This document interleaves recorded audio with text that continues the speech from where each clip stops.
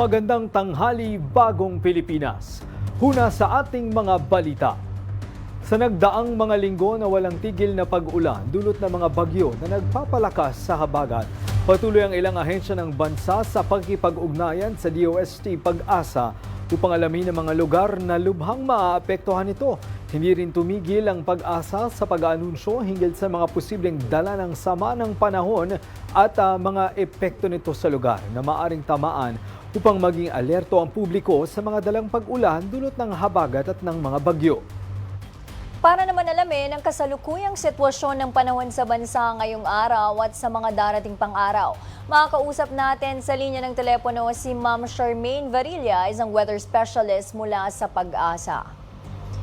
Maya-maya lamang po ay susubukan po natin balikan si Miss Charmaine Varilla.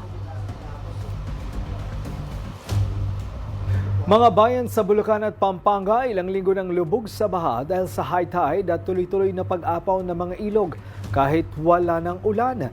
Bagamat sanay na mga residente, patuloy pa rin ang pag-abot ng tulong ng mga LGU at ng pamahalaan para sa kanilang pangangailangan. Si Eliza Insigne para sa 13 sa tanghali.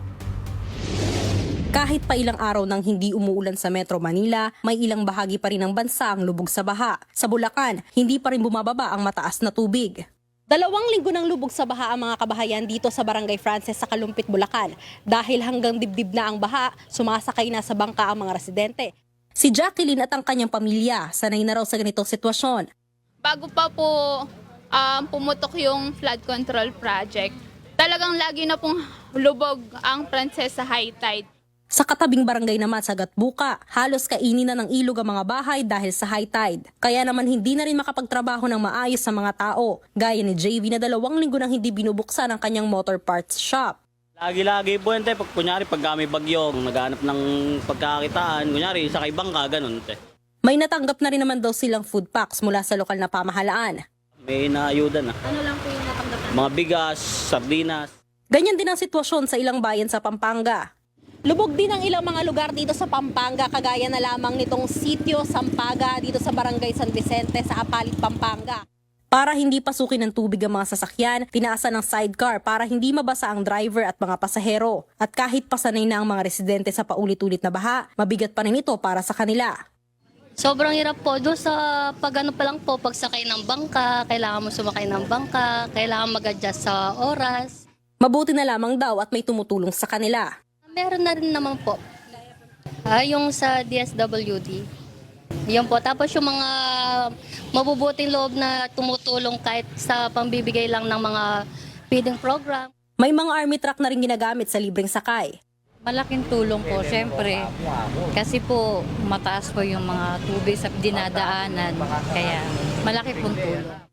Halos 1 buwan na ring lubog sa baha ang Makabebe, Pampanga. Nag-shift na sa modular at online classes sa mga estudyante. May libreng sakay din mula 6 a.m. hanggang 9 p.m. para sa mga empleyadong pumapasok sa trabaho.